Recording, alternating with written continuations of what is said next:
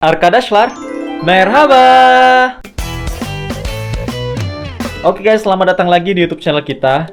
Hari ini kita pengen berbagi cerita kita. Jadi sebelumnya kan kita tinggal di rumah yang lama. Mungkin teman-teman yang udah nonton video-video kita yang waktu nikah di awal-awal itu tahu gitu ya bentuk rumahnya kayak gimana. Jadi sebenarnya waktu kemarin kita datang dari Turki, kita dapat sedikit masalah dan akhirnya berujung kita pindah rumah guys. Nah sebenarnya di video kali ini juga aku pengen house tour. Tapi sebelum house tour, aku pengen ceritain dulu ya gimana kita bisa pindah ke rumah baru yang sekarang ini.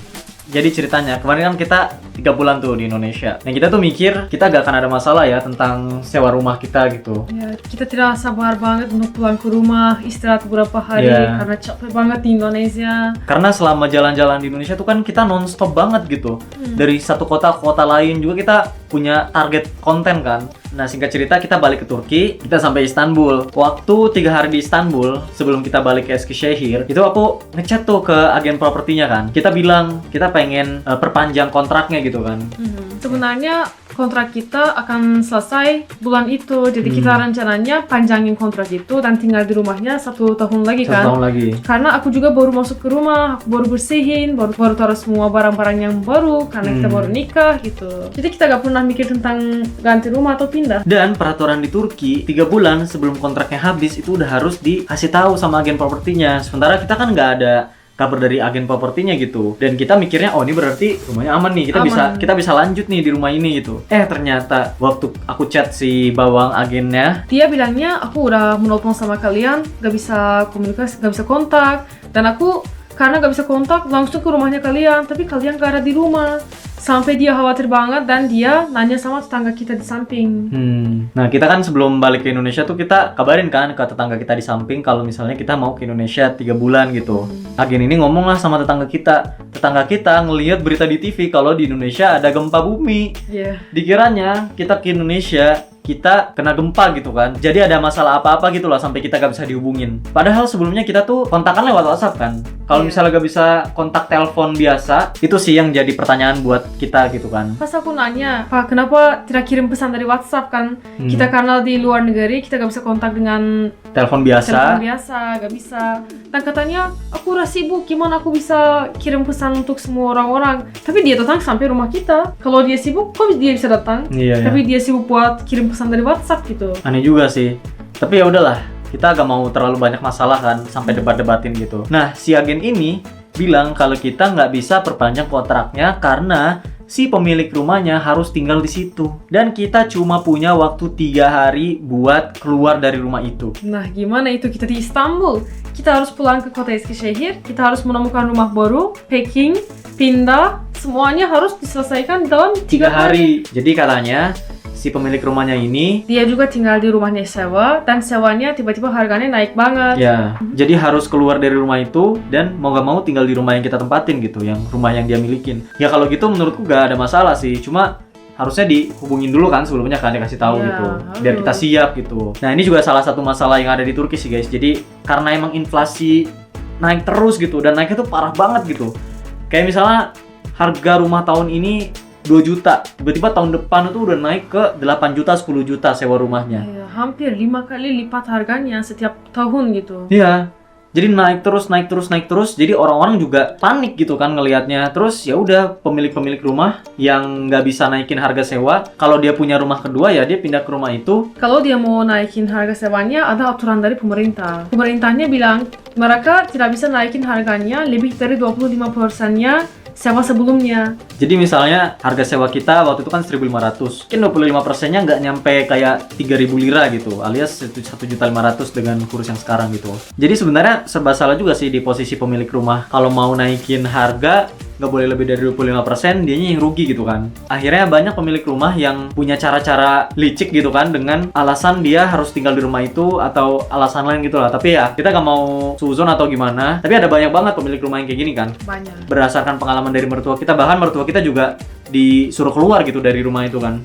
Rumah yang sekarang tinggalin. Karena harganya akan lipat 10 kali guys. Iya, jadi mereka kan dengan aturan-aturan pemerintah nggak bisa naikin harganya. Mereka maunya keluargaku keluar dari bangunan itu biar orang yang akan datang selanjutnya bisa bayar 10 kali lebih mahal daripada kita bayar gitu. Mahal banget kan? Mahal Jadi banget.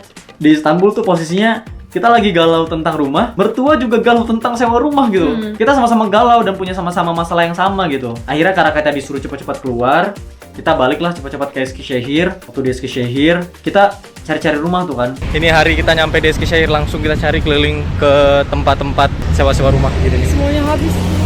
Semuanya habis.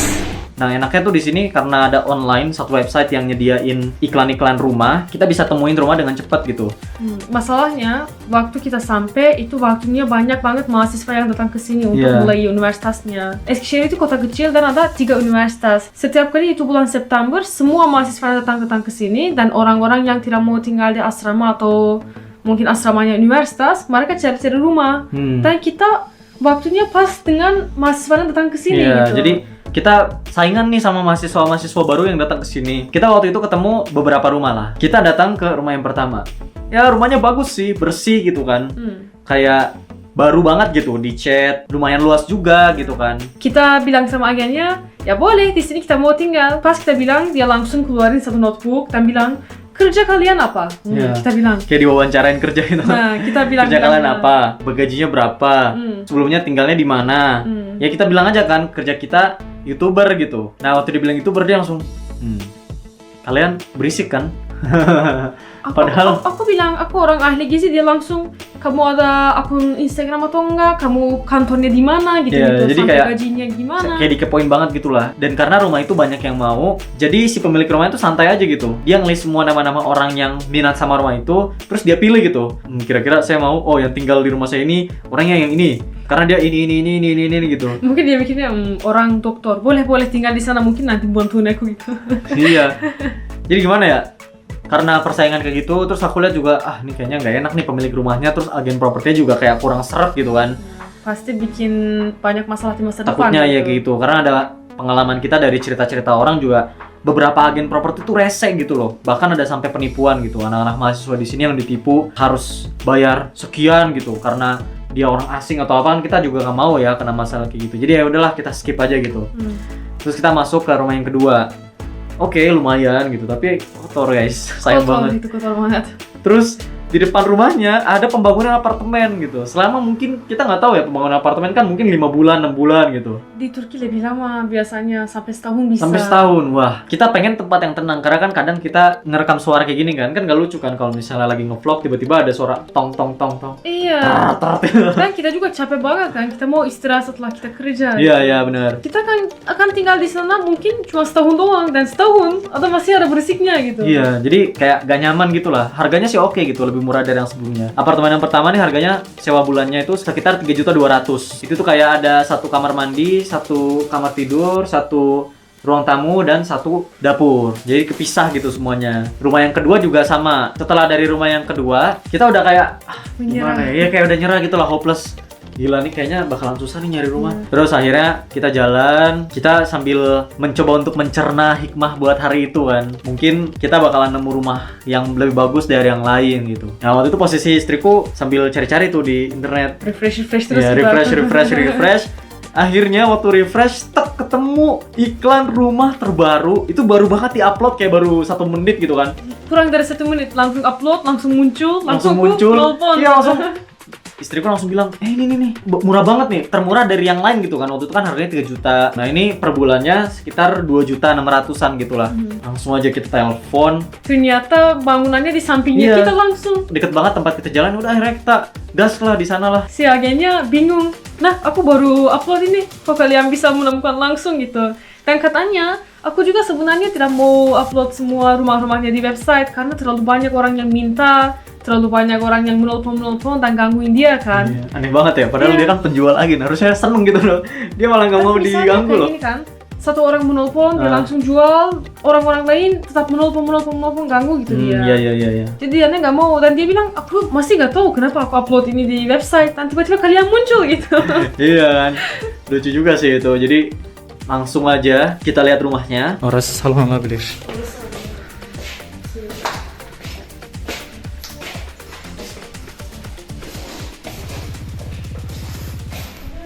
Cocok banget ya kita kayak wah nih lantai paling atas, rumahnya cerah gitu kan. Kalau rumah sebelumnya kan lantai yang paling bawah, jendelanya kecil, cahaya matahari kurang masuk. Jadi menurutku kita butuh tempat yang bercahaya gitu. Biar masa depan kita bercahaya, wadidaw. Akhirnya udahlah, ini udah fix nih, harganya cocok. Wah, emang udah jodoh banget sih ini. 5 menit udah selesai Iya. semua. Langsung oke, tanda tangan, bayar deposit, bayar biaya agen, bayar sewa rumah pertamanya. Pemilik rumahnya juga alhamdulillah sejauh ini baik gitu kan. Baik. Kita datang terus kata pemilik rumahnya kalau ada masalah apa-apa kasih tahu saya gitu. Kalau ada masalah dari rumah nanti potong aja dari harga sewanya gitu kan. Terus ya udah deh, dalam 3 hari itu kita langsung pindah. Oke guys, jadi ini dia detik-detik kita pindah rumah. Capek banget dalam 2 hari. Iya, kita ya guys di Indonesia setiap bulan pindah tempat berkali-kali. Balik ke Turki mau istirahat malah disuruh pindah. Kita selalu mikir di Indonesia, pas pulang ke Turki 1 minggu tidak akan keluar dari rumah. Iya, kita istirahat gitu. Ternyata ujungnya malah disuruh keluar dari rumah. Gila guys, ini barang-barang kita semua nih. Kasur. Kita cari mobilnya, kita minta bantuan ke teman-teman Indonesia kita di sini buat pindah-pindahan gitu kan, dan alhamdulillah ada yang bantuin buat pindahan. Alhamdulillah, kalau tidak ada teman-teman di sini yang bantuin kita, aku juga tidak tahu gimana kita bisa pindah semudah ini gitu. Iya, semoga teman-teman yang bantu kita juga nanti dibantu di masa sulitnya gitu, amin. Amin. Tapi masalahnya itu hari-hari itu benar-benar kita capek banget. Capek gitu. banget ya. Pulang dari Indonesia baru, kita sudah capek.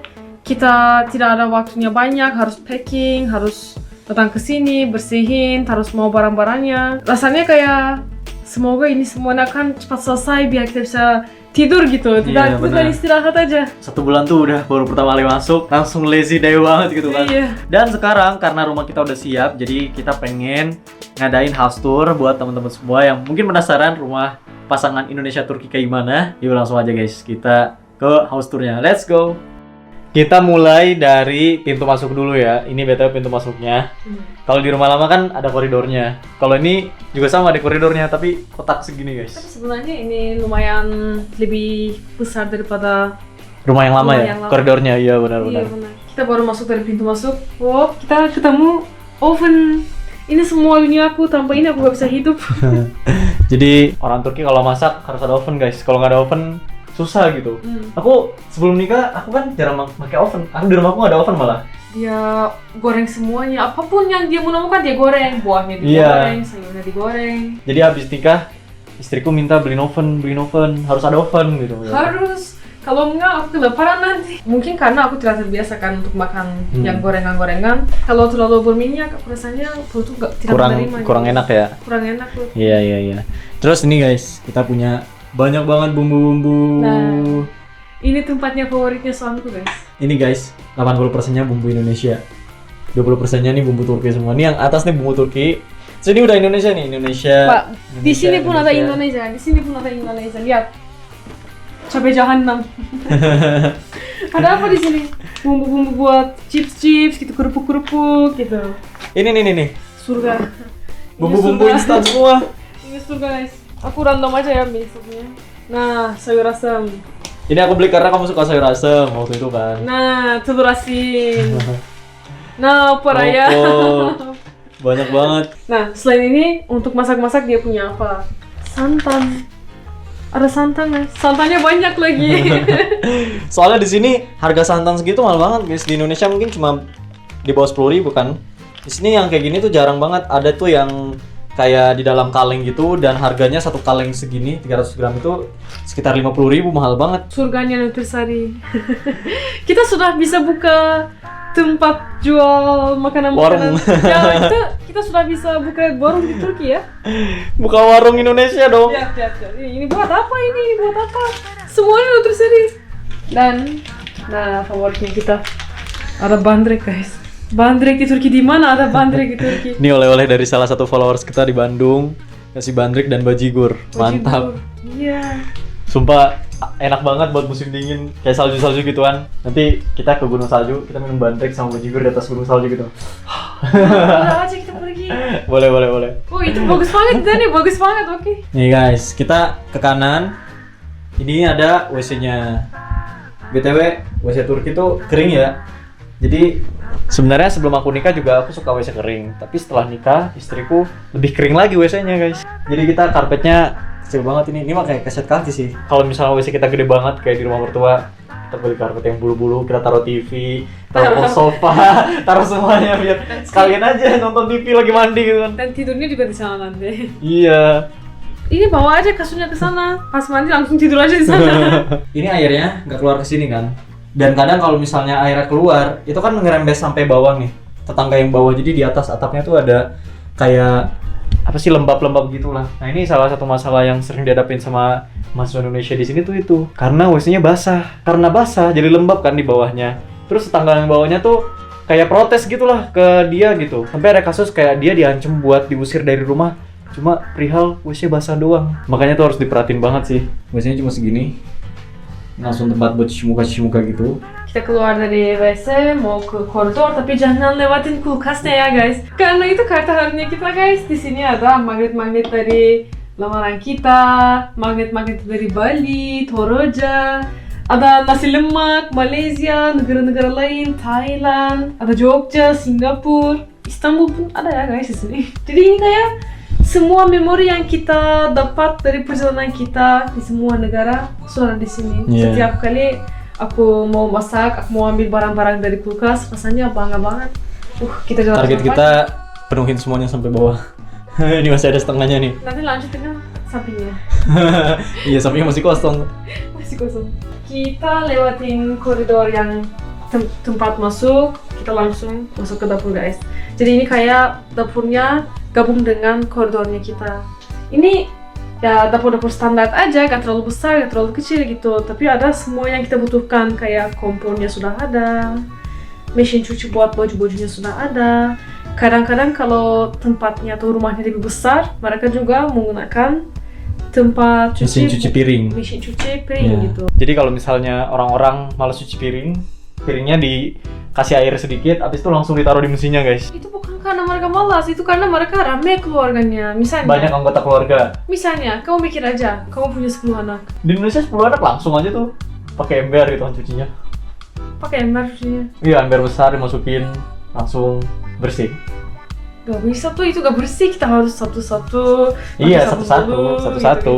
10 anak akan menggunakan mungkin 10 sendok, 10 garpu, 10 gelas, 10 piring. Kalau makanannya 3 macam gitu, mereka semuanya menggunakan 3. Aku baru tahu di Turki ada mesin pencuci piring gitu kan. Kalau di Indonesia kan sebanyak apapun anggota keluarganya, anaknya 12, anaknya 14, anaknya 20, udah dicuci semuanya. Di sini ada cerobongnya guys, biar bisa keluar asap-asapnya kalau misal kita masak. Ini bisa ya tutup gini. Tapi karena lagi bikin video dibuka.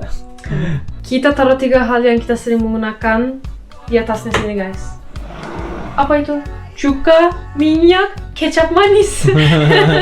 Kecap manis, kesukaan istriku. Itu hidupku guys. Kenapa habis? Karena aku yang habisin. Semua makanan dikecapin, nasinya dikecapin, rotinya dikecapin, manisannya yang asin, semua dikecapin biar ada rasa-rasanya ya.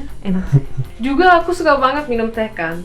Tapi karena ini campur rumah Indonesia Turki, kebanyakan tehnya teh Indonesia guys. Nah, teh Indonesia sampingnya ada kerupuk lagi. Ini kerupuknya juga banyak. Kerupuk jengkol, kerupuk bawang. Kita punya kerupuk jengkol. Karena kamu kan suka jengkol kan? Ya, suka. Teh Indonesia. Semuanya teh Indonesia di sini. Nah, aku juga punya teh segini. Teh musim dingin. Nah, teh Turkinya di sini nggak pernah dipakai karena kita biasanya pakai teh Indonesia. Ini temanku yang beli waktu dia datang ke rumahku. Sejak waktu itu masih di sini. Dan nggak pernah dipakai. Nggak pernah dipakai. Aku pakai kalau ada tamu-tamu Turki, tapi jarang yang datang. Terakhir kali aku ke rumah mertua kan, aku bawa teh melati gitu dari Indonesia, kayak teh botol gitu. Terus aku cobain ke mertua, mereka suka banget gitu. Dan untuk orang Turki kan manfaat-manfaatnya juga sangat penting. Jadi ibuku langsung cari dari internet, ini apa bunganya? Dia cari manfaatnya apa, tehnya apa, dan dia ketemu satu kalimat.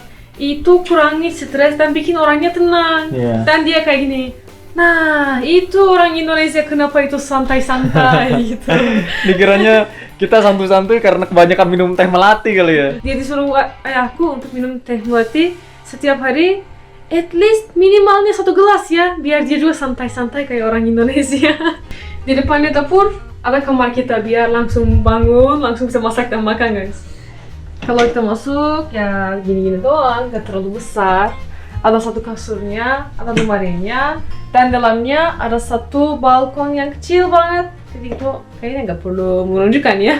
BTW, aku kan suka banget produk-produk smart house gitu ya. Aku sampai beli smart lamp dari Indonesia. Jadi smart lamp itu warnanya bisa berubah-berubah sesuai yang kita mau. Kita bisa matiin nyalain lampu dari HP kita. Nih, aku pengen yang cerah banget nih. Tuh, langsung berubah.